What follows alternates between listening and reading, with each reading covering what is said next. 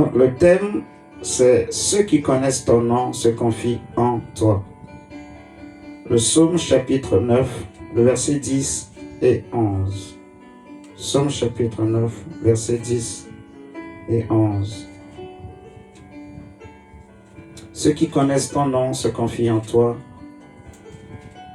La Bible dit que l'Éternel est un refuge pour l'opprimé, un refuge au temps de la détresse. Ceux qui connaissent ton nom se confient en toi, car tu n'abandonnes pas ceux qui te cherchent, ô Éternel. Donc je refais la lecture. L'Éternel est un refuge pour l'opprimé, un refuge au temps de la détresse. Ceux qui connaissent ton nom se confient en toi, car tu n'abandonnes pas ceux qui te cherchent, ô Éternel. Amen pour la parole du Seigneur. Si nous prenons le chapitre 10 au verset 14, toujours des psaumes, psaume 10, le verset 14, il est écrit: tu regardes cependant, car tu vois la peine et la souffrance, pour prendre en main leur cause. C'est à toi que s'abandonne le malheureux. C'est toi qui viens en aide à l'orphelin. Donc, si nous mettons ces trois versets qu'on vient de lire ensemble, nous pouvons dégager une pensée que le Saint-Esprit veut que les hommes comprennent, en fait. Dans le verset 10 du chapitre 9 qu'on vient de lire, on nous parle, en fait, on nous dit que, excusez-moi, que l'Éternel est un refuge pour l'opprimé. On nous parle du temps de la détresse. On dit les moments où, les heures où l'homme traverse des difficultés.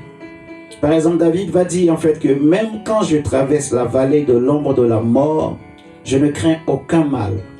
Vous voyez? Donc, il y a des temps qu'on appelle les temps de détresse, les temps de difficulté, les temps de malheur, les temps de souffrance. Et ici, on nous dit en fait que Dieu est un refuge, surtout pendant ces genres de périodes, ces genres de saisons. Vous voyez? Quand l'homme traverse une saison pareille, c'est seulement sur Dieu vraiment qu'on peut trouver le véritable appui, le véritable secours. Parce que les hommes peuvent te comprendre, mais ils ne peuvent pas aller au-delà de de la compassion qu'ils peuvent manifester envers toi. Ils n'ont pas les moyens de pouvoir aller au-delà. Vous voyez? Le seul qui peut voir jusqu'au profond de ton cœur, jusqu'au profond de ton âme, et qui peut voir la blessure, qui peut guérir vraiment le cœur, qui peut guérir l'âme, le seul qui peut soigner l'âme d'une personne, le seul qui peut soigner l'esprit d'une personne, c'est Dieu en fait. Si je prends l'exemple par exemple d'un homme comme David, vous savez que David était né d'une relation relation, on va dire, hors mariage. Est-ce que vous m'entendez? Amen. Ok. Donc David est né d'une relation hors mariage et nous voyons en fait que à cause du fait qu'il est né hors mariage, il était un enfant qu'on cachait. Il était obligé de garder les troupeaux de son père pendant que les autres étaient auprès de leur papa, auprès de leur maman, en train de bénéficier des plaisirs, des privilèges, d'être un enfant d'Isaïe, ainsi de suite. Mais ce David qu'on cachait, c'est lui que Dieu a choisi. Pourquoi? Parce que David s'est confié en Dieu. David, voyant sa situation, pour sa destinée, il n'a pas cherché le secours auprès des hommes, mais David s'est confié en Dieu. Amen, amen. Amen. David s'est confié en Dieu.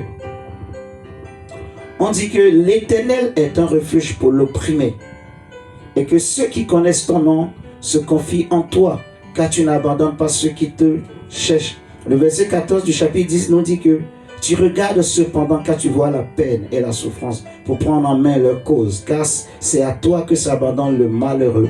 C'est toi qui viens en aide à l'orphelin. C'est Dieu qui vient en aide à l'orphelin, au malheureux. C'est Dieu qui vient en aide à l'homme qui souffre, à l'homme qui traverse une épreuve, l'homme qui a de grands projets, l'homme qui veut vraiment un changement dans sa vie. Parce que quand j'ai pris l'exemple de David, ce que je veux soulever concernant David, c'est que la destinée de David n'était pas claire. C'était flou. Son avenir était incertain. Parce que David ne savait pas ce qui sera demain. Peut-être qu'il restera berger. Il ne savait rien.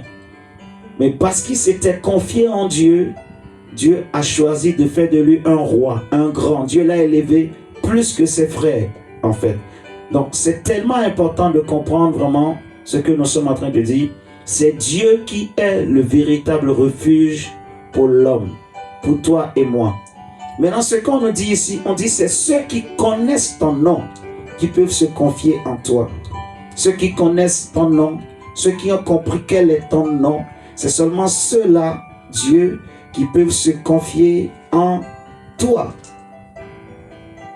Regardez le chapitre 11 du psaume. On nous dit, à partir du verset 1 au verset 3, c'est en l'Éternel, non, verset 1 et 3. Je ne vais pas lire le verset 2. On dit, c'est en l'Éternel que je cherche un refuge. Comment pouvez-vous me dire, fuis dans vos montagnes comme un oiseau? Ok. Le verset 3 dit, quand les fondements sont renversés, le juste, que ferait-il? Ici, c'est David qui parle encore. Il dit, je cherche en Dieu un refuge, mais vous me dites, fuis dans vos montagnes comme un oiseau. Et la question qu'il faut se poser, c'est que ici, les montagnes symbolisent en fait des appuis, des repères, des forteresses, donc des refuges pour l'homme. Donc, la montagne ici peut représenter l'argent, elle peut représenter la famille, elle peut représenter les relations humaines, les amis. Vous voyez, un homme peut se confier en son grand frère, en sa grande sœur, en son petit frère, en sa petite sœur, parce que son petit frère a l'argent, sa petite sœur a l'argent, parce que son petit frère est élevé, sa petite sœur est élevée, ainsi de suite. Un homme peut se confier en ses proches. Un homme peut se confier dans son argent, dans ses biens. Et dans ce cas, les biens deviennent comme une montagne, une forteresse, un refuge pour lui. Dans ce cas, les liens familiaux, les liens amicaux, on dit un lien, les liens amicaux deviennent en fait les montagnes. David dit, moi, pendant que je cherche à me confier en Dieu, il y a des hommes qui me disent en fait, fuis dans vos montagnes. Fuis dans vos montagnes. Donc, ne te confie pas en Dieu. Et c'est quelque chose qui se passe souvent dans la vie de l'homme, en fait. Parfois, quand tu traverses certaines situations, tu peux être tiraillé, en fait. Parce qu'il y a beaucoup de conseillers. Il y a beaucoup de personnes qui ont déjà eu certaines expériences dans la vie, qui peuvent te conseiller. Fais ceci, fais cela, fais ceci, fais cela, fais ceci, marche comme ça, marche comme ceci. Ça, c'est leur expérience qui te partage, en fait. Je me rappelle, moi, par exemple, quand j'étais venu ici en France, j'étais tombé dans un groupe d'étrangers. Donc, et la première des choses que ces gens-là me disaient, c'était des étudiants, mais des anciens. Donc, on me disait en fait, petit, si tu veux t'en sortir ici en France, cherche une blanche et enceinte là. Comme ça, tu auras les papiers, tu ne devras plus te prendre la tête, ainsi de suite. Et ce n'était pas seulement à moi seul qu'on le disait. Tous les étudiants, jeunes garçons qui venaient de partout, la plupart, on était entre nous, les Africains, d'origine africaine. Ben, c'est des conseils qu'on donnait aux jeunes, en fait. Donc, ce qui faisait que les jeunes, ben, chacun cherchait à avoir une copine blanche, une copine qui a déjà les papiers. Il lui fait un enfant et c'est fini. Dès que tu lui fais un enfant, tu sais que ben, au moins tu vas plus te prendre la tête pour ces choses. On va te donner les papiers, tu pourras commencer par travailler même si tu arrêtais les études. Vous voyez? Donc pour beaucoup de ces hommes, de ces personnes-là, leur montagne, c'était cette stratégie-là en fait. Et c'était pas même, ça ne venait pas d'eux. Eux-mêmes, ils sont venus, ils ont trouvé comme ça. C'était une stratégie qui est utilisée jusqu'à aujourd'hui, d'ailleurs, même dans beaucoup de milieux, ainsi de suite. Pas seulement les Africains, les étudiants d'origine africaine. Et c'est même pas seulement une histoire qui est liée aux étudiants. En général, souvent, c'est comme ça que les gens font. Que ce soit les femmes ou même les hommes également. Beaucoup de jeunes filles qui viennent ici en Europe pour avoir les papiers rapidement, ce qu'on leur dit, ce qu'on leur conseille, ben, tombe enceinte, trouve un homme qui t'enseigne seulement et puis c'est fini. Avec le temps, les Blancs aussi ont compris. Ils ont compris le jeu, donc ils essaient de serrer un peu. Mais il y a toujours des gens qui arrivent à s'en sortir quand même en faisant ce moyen. Et moi, je me rappelle très bien, en ce temps-là, quand on me disait cela, moi, j'étais pas d'accord. J'étais pas d'accord, je me disais non. Est-ce que pour que je puisse rester ici, là, il faut absolument que j'aille faire un enfant avec une femme que je n'aime même pas. Une femme, je ne connais pas son état d'âme, je ne connais rien d'elle, ni d'Adam, ni de Ève. Juste parce que je cherche les papiers, je vais aller faire un enfant avec quelqu'un. Et si demain ça ne marche pas, cet enfant-là, finalement, quelle sera son histoire? Il sera partagé. Une semaine, j'aurai la garde. Une autre semaine, c'est l'autre qui aura la garde. Ainsi de suite. Qu'est-ce qui va se passer après? Et si je mourais et je laissais cet enfant, est-ce que cette femme-là, elle va s'occuper de cet enfant? Il y avait beaucoup de questions. Mais mon âme n'était pas pour. J'étais contre. J'étais pas d'accord. Les gens me trouvaient bizarre. On trouvait que, moi je suis bizarre en fait. J'étais bizarre. Donc je me disais non, moi j'ai pas besoin de ça si je veux avoir les papiers ici. Si Dieu veut que je l'ai, je vais l'avoir. En tout cas, je passerai par ça. J'étais pas d'accord. J'étais pas surtout d'accord. Pourquoi? Parce que on le savait. Tous les autres jeunes filles noires, surtout les jeunes filles noires qui étaient déjà françaises ici en France. Quand ils te voient, tu es un jeune noir. Beaucoup de parents ici en France, quand on te voit, tu es un jeune noir, tu es étudiant, tu commences à sortir avec une jeune fille qui est française. La première des choses à laquelle les parents pensent, est-ce que cet homme ne veut pas épouser notre fille à cause des papiers? C'est tout ça en fait qui m'a motivé à dire non, je ne vais pas passer par là. Parce que je ne voulais pas que les gens aient des arrière-pensées de ce niveau-là à mon égard. J'étais convaincu que si Dieu est avec moi, si Dieu voulait que je reste ici, même si je ne passe pas ces moyens, Dieu fera en sorte que je vais avoir ces papiers. Je vais rester ici. Je ne serai pas embêté par quoi que ce soit. Et j'avais continué mon chemin ainsi. Jusqu'à aujourd'hui où le Seigneur m'a fait grâce. Et aujourd'hui, je suis français. Mais si j'avais suivi ces conseils que les gens me donnaient, je ne connais pas les combats que j'allais amener dans ma vie, en fait. Vous voyez? Donc, parce que je me suis confié en Dieu, parce que j'avais pris cette résolution dans mon cœur, de ne pas suivre les voies que les hommes me disent. J'étais comme David. Pendant que je cherchais à me confier en Dieu, les hommes me disaient, fuis dans vos montagnes. Les hommes qui sont comme toi, les hommes qui ont ton histoire, normalement ils font comme ça. Voici le chemin qu'ils suivent, voici la manière dont ils procèdent. C'est comme ça que beaucoup de gens font. Et je veux dire à un frère, à une sœur qui m'écoute ce soir, que si Dieu veut que tu restes ici en France, tu n'as pas besoin d'épouser un homme à cause des papiers. Tu n'as pas besoin d'épouser une femme à cause des papiers. Je préfère vous dire la vérité. Si Dieu veut, si c'est la volonté de Dieu, si tu t'appuies sur le Seigneur, comme il l'a fait pour moi, il va le faire aussi pour toi. Il va te donner les papiers, il va t'ouvrir les portes. Sois seulement courageux, travailleur, bosseur, sérieux. Prends ta vie au sérieux. Comme j'avais partagé le dimanche, travaille à ce que toutes les capacités, les fonctions de ton âme soient éveillées, les fonctions de ton esprit, de ton corps soient éveillées, que tu sois totalement un homme éveillé et que tu deviennes finalement un homme spirituel. Tu vois, les montagnes des hommes ne sauvent pas, les montagnes de nos familles ne sauvent pas, les montagnes de la terre ne sauvent pas, les montagnes des nations ne sauvent pas. David dit, je lève mes yeux vers les montagnes, vous voyez, et parmi toutes ces montagnes, il a dit, d'où me viendra le secours?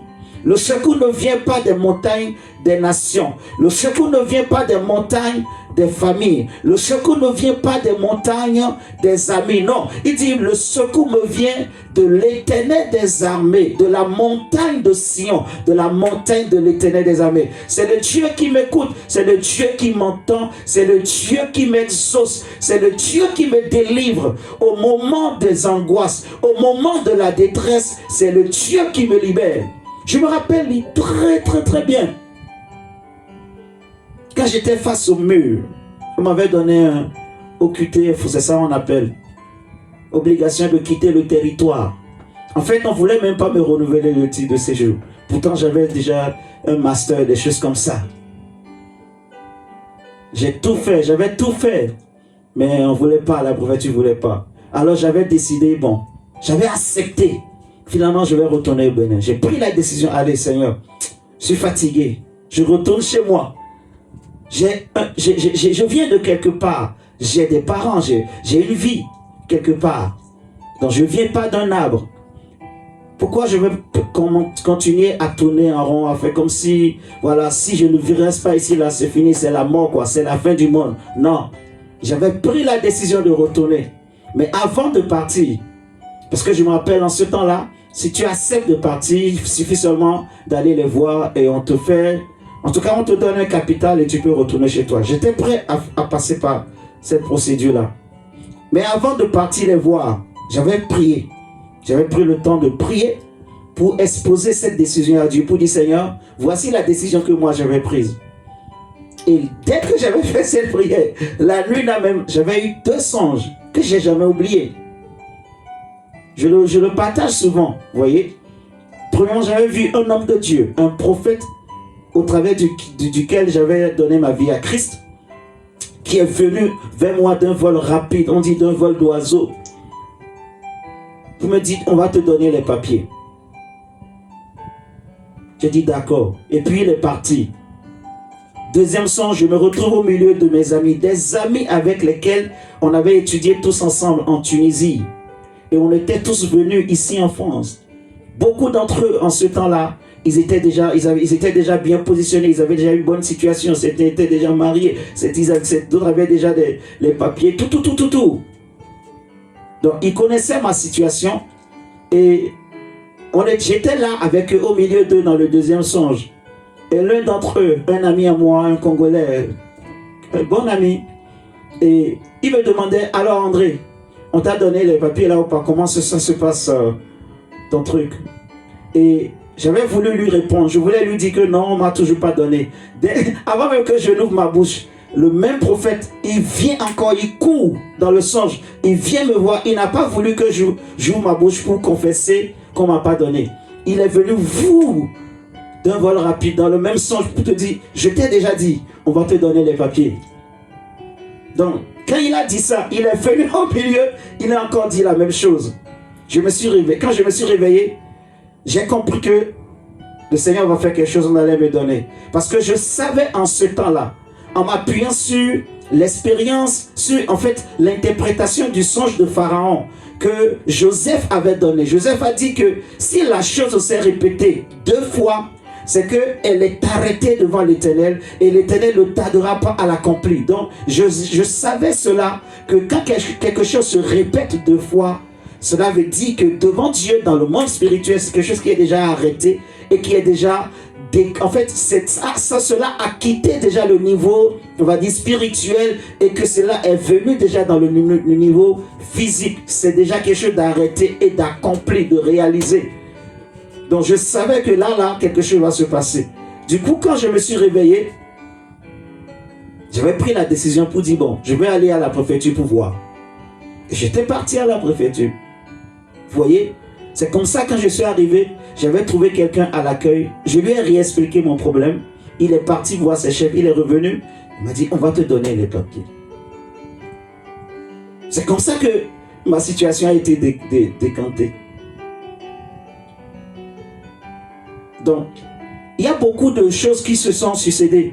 Mais depuis ce temps, j'avais compris, en fait, que si moi je suis ici, en France, ce n'est pas parce que je suis beau, je suis intelligent, je suis ceci, non, c'est pas ça. Ce n'est pas parce que... ce n'est pas à cause des hommes. C'est simplement parce que Dieu veut que je sois ici. Je suis là, c'est parce que Dieu l'a voulu. C'est Dieu qui a tout fait pour moi. C'est Dieu qui a ouvert les portes. Alléluia. Amen. Et c'est ça que je veux que tu comprennes ce soir. Ceux qui connaissent ton nom se confient en toi. Le nom de l'Éternel, la Bible déclare, est une tour forte. Et le juste y accourt. Le juste court pour s'y réfugier. Jésus a dit que je suis le chemin, la vérité et la vie. Et nul ne peut aller au Père sans passer par moi. Amen, amen. S'il te plaît, mon frère, s'il te plaît, ma soeur, n'écoute pas les conseils des hommes. Les amis risquent de te demander, fuis dans les montagnes humaines. Fuis dans les... J'ai déjà expliqué ce que ça veut dire, ce verset que David est en train de dire. Pourquoi? Il dit, comment pouvez-vous me dire, quand moi je me cherche un refuge en l'Éternel, comment pouvez-vous me dire, fuis dans vos montagnes comme un oiseau? Je ne suis pas un oiseau. Ce n'est pas parce que tout le monde suit cette voie que toi aussi tu vas suivre. Non. Laisse que le Seigneur trace le chemin qu'il a prévu pour toi. Laisse que Dieu lui-même te fasse passer par le chemin qu'il a prévu pour toi. Peu importe la situation, peu importe la détresse, peu importe la souffrance, peu importe l'épreuve que tu connais. Le Dieu que je prie, que je sers, le Dieu de la Bible est capable d'ouvrir une porte pour toi. Le Dieu que nous prions est capable de t'exaucer. Si tu te confies en lui, si tu t'attends à lui, Dieu va te visiter, Dieu va t'exaucer, Dieu va t'étonner au nom de Jésus-Christ. Amen. Amen. Regardons le chapitre 18. Psaume 18, le verset 7. La Bible nous dit, dans ma détresse, c'est David qui dit, dans ma détresse, j'ai invoqué l'Éternel. J'ai crié à mon Dieu. De son palais, il a entendu ma voix et mon cri est parvenu devant lui à ses oreilles. Vous voyez, quand le malheureux crie, quand tu cries à Dieu, quand tu te confies en Dieu, quand tu t'attends à Dieu, Dieu va t'exaucer. Sois un homme de valeur, sois une femme de valeur. Sois un homme de principe, une femme de principe. Alléluia. Ce n'est pas parce que tout le monde fait certaines choses que toi aussi tu dois le faire, jeune fille, que tu dois le faire, jeune homme, que tu dois le faire, maman, papa. Non. Confie-toi dans les voies de Dieu. Sois ferme dans tes principes. Laisse que les principes de Dieu bâtissent ta vie. Vous savez quoi? Regardez le psaume 82. Psaume 82, verset 5. Et après, nous allons prendre Luc 6. Tu vois? Parce que Jésus dit que ceux qui... En fait, ce texte dit que c'est ceux qui connaissent son nom qui se confient en lui. Ils se confient en lui. Ils ont comme appui l'Éternel. Ils ont comme appui le nom de Dieu. Ils ont comme appui la fidélité de Dieu. Ils ont comme appui la justice de Dieu. Ils n'ont peut-être pas beaucoup d'argent, mais ils ont quelque chose. Ils savent que si je n'ai pas aujourd'hui, demain j'aurai. Alléluia. Psaume 82. Psaume 82, le verset 5. Et nous allons prendre Luc 6, Psaume 82. Saint-Esprit, gloire à Jésus. La Bible dit, verset 5. Ils n'ont ni savoir ni intelligence, ils marchent dans les ténèbres. Ils n'ont ni savoir ni intelligence, ils marchent dans les ténèbres. Tous les fondements de la terre sont ébranlés. Ils n'ont ni savoir ni intelligence. il marche dans les ténèbres et tous les fondements de la terre sont ébranlés. On est en train de parler de qui ici? On est en train de parler des montagnes des hommes, des montagnes humaines, des montagnes des familles, des montagnes des nations. Ils n'ont ni intelligence, ils n'ont ni savoir. Ils marchent dans les ténèbres, ils marchent la tête en bas, les pieds en l'air. Ils marchent à l'envers, ils marchent dans les ténèbres. Ils se disent intelligents, ils se disent sages, mais aux yeux de Dieu, ils sont fous, ils sont malades. Je vous dis la vérité. La Bible dit que Dieu, parce que l'homme, par sa sagesse, n'a pas reconnu la main de Dieu, n'a pas reconnu le Dieu de Dieu, la sagesse de Dieu. Dieu, il a plu à Dieu de sauver les hommes par la folie de la croix. Dieu n'a-t-il pas convaincu de folie la sagesse des hommes? Où sont les sages? Où sont les hommes intelligents? Il n'y en a pas aux yeux de Dieu. Tout ce qui est élevé aux yeux des hommes est une abomination aux yeux de Dieu. Confie-toi dans les principes et les valeurs divines, les principes et les valeurs bibliques. Même si autour de toi, tu es en train d'observer que ceux qui étaient des justes sont en train de tomber, toi ne tombe pas. Je ne sais pas si tu as compris ce que je viens de dire, mais je vais répéter encore. Même si tu constates ou tu es en train d'observer autour de toi que ceux qui étaient intègres sont en train d'abandonner leur intégrité, que ceux qui marchaient dans la vérité, à cause des difficultés, à cause des épreuves, ils ont abandonné la vérité, ils ont abandonné l'intégrité, ils ont abandonné la sainteté, ils ont abandonné la justice, frère. Parce que, en tout cas, moi c'est comme ça que je comprends la Bible. Et c'est comme ça que le Seigneur aussi m'a formé.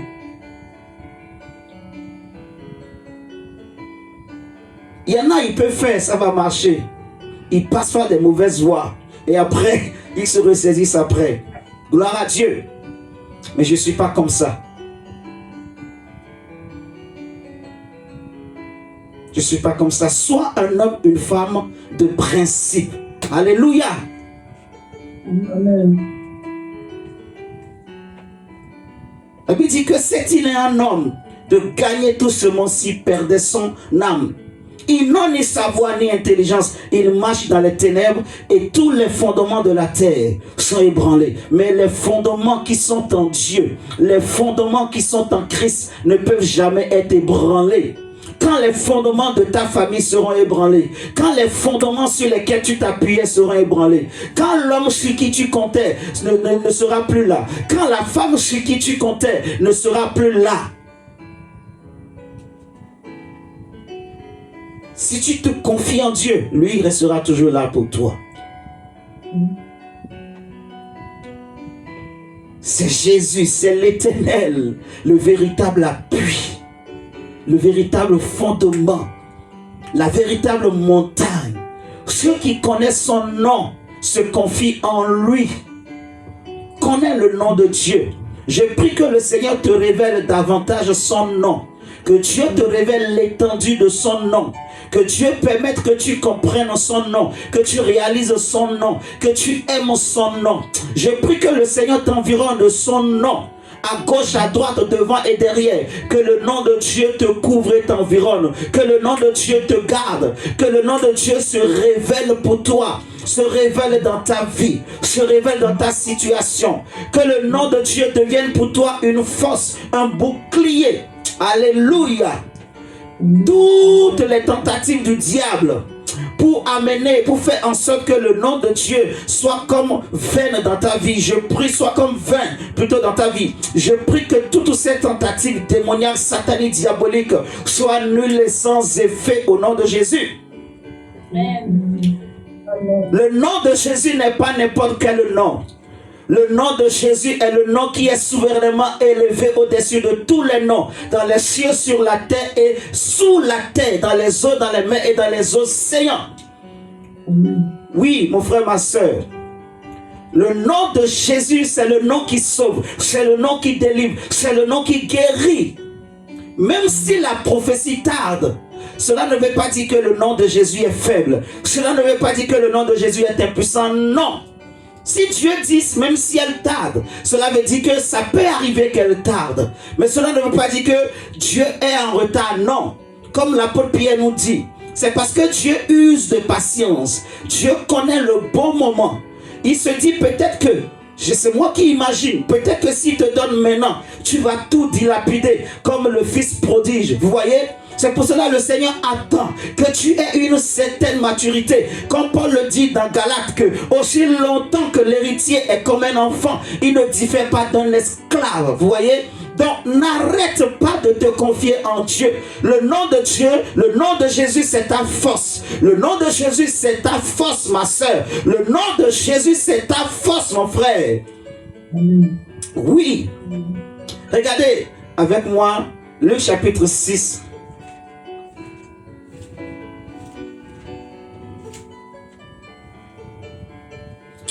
Luc 6. Seigneur. Luc 6, excusez-moi, 46 à 49. Il est écrit: pourquoi m'appelez-vous Seigneur, Seigneur, et ne faites-vous pas ce que je dis? Je vous montrerai à qui est semblable tout homme qui vient à moi, entend mes paroles et les met en pratique. Il est semblable à un homme qui, bâtissant une maison, a creusé bien avant et a posé le fondement sur le roc. Le fondement est posé sur le roc. Donc, on va dire ici, la montagne de cette maison, c'est le roc. Il dit, une inondation est venue et le torrent s'est jeté contre cette maison sans pouvoir l'ébranler. Pourquoi? Parce qu'elle était bâtie. Elle était bien bâtie. Elle était bâtie sur le roc. On dit, mais celui qui entend et ne met pas en pratique est semblable à un homme qui a bâti une maison sur la terre, sans fondement. Et on a lu tout à l'heure que lorsque les fondements sont ébranlés, qu'est-ce que le juste peut faire? Qu'est-ce que l'homme peut faire? Je prie, ne permets même pas à quelqu'un que les fondements bibliques, les fondements divins, les fondements christocentriques dans ta vie soient ébranlés. Non, mon frère, ma soeur. Ne laisse pas le diable ébranler ta foi. Ne laisse pas Satan, ne laisse pas les problèmes, ne laisse pas les difficultés, ne laisse pas les situations ébranler ta foi. Jésus n'a pas changé. Ton Dieu n'a pas changé. La parole de Dieu n'a pas changé. Il est le même hier, aujourd'hui et éternellement. Que ta vie ne soit pas sans fondement, ni sans loi. Parce que tu as la loi de Christ et tu as Jésus-Christ comme fondement. Tu as la vérité comme fondement. Tu as la justice comme fondement. Tu as la droiture comme fondement. Tu as l'intégrité comme fondement. La Bible dit que le trône de l'Éternel est bâti sur la justice, est bâti sur la vérité, est bâti sur la droiture. Et notre fondement, c'est le Christ. C'est la vérité, c'est la justice, c'est la droiture, c'est l'intégrité, c'est la lumière, c'est la paix, c'est la joie. Nous ne sommes pas de ceux qui cherchent les querelles. Nous sommes de ceux qui cherchent la paix. Nous sommes de ceux qui vivent dans la joie, qui vivent dans le bonheur, dans la paix. Alléluia. Nous sommes de ceux qui ont la foi, qui ne marchons pas la foi, qui gardons la foi. Alléluia. Même si les hommes se moquent de nous, on s'en fout. On n'est pas ébranlé, ça ne nous étonne pas. Jésus nous a déjà averti qu'on se moquera de vous. De même qu'ils se sont moqués de moi, ils vont aussi se moquer de vous. Mais la Bible dit, pendant qu'on se moquait de lui, le troisième jour, les mêmes qui disaient, on va voir si vraiment Dieu était son Père et que Dieu vienne le sauver. Le troisième jour, quand l'homme de Galilée est sorti du tombeau, c'est les mêmes qui sont allés voir maintenant les soldats pour les payer, pour leur demander de répandre le mensonge. Jésus est vivant. Jésus n'a pas changé. Je veux dire à quelqu'un, le Seigneur me demande de dire à quelqu'un, de lui rappeler. Je veux dire à un cœur, le Seigneur me demande de dire à un cœur, dire à une personne, je dis à une femme ce soir, Jésus n'a pas changé. Amen, amen. Jésus n'a pas changé. Jésus n'a pas changé. Le Seigneur te dit, il n'a pas changé. Il n'a pas changé. Il n'a pas changé. Jésus-Christ n'a pas changé. Il est le même hier, aujourd'hui et éternellement. Il n'a pas changé. le véritable appui, le véritable fondement. Son nom est toujours puissant. Son nom n'est pas devenu faible. Son nom n'est pas altéré par le temps, n'est pas altéré par les événements, n'est pas altéré par les siècles. Son nom est toujours puissant. Son nom est toujours élevé. Jésus est toujours Seigneur. Hey! Jésus est toujours Seigneur. Oui. Jésus est toujours Seigneur. Si tu as la foi, si tu crois en son nom, si tu t'appuies en son nom, tu verras la gloire de Dieu. Ne doute pas, mon frère, ma soeur. Amen. Amen. On dit, le torrent s'est jeté contre elle, cette maison sans fondement. Aussitôt, elle est tombée et la ruine de cette maison a été grande. Tu vas prier avec moi ce soir pour dire, Seigneur, je refuse que ma vie soit sans fondement. Je refuse que les fondements christocentriques dans ma vie soient ébranlés, soient renversés. Je refuse. Je refuse que ma famille soit sans fondement. Que ta vérité soit mon fondement. Que ta justice, la Bible dit, le trône de Dieu est bâti, est fondé sur la justice. Prie le Seigneur que la justice de Dieu soit ton fondement. Soit le fondement de ta vie. Que la vérité soit le fondement. La foi soit ton fondement. Que l'intégrité soit ton fondement. Sois intègre. Élève la voix et prie le Seigneur ainsi au nom de Jésus. Et tu demandes également à Dieu de te révéler son nom. Que le nom de Dieu te soit davantage révélé. Élève la voix et prie le Seigneur ainsi au nom de Jésus ce soir.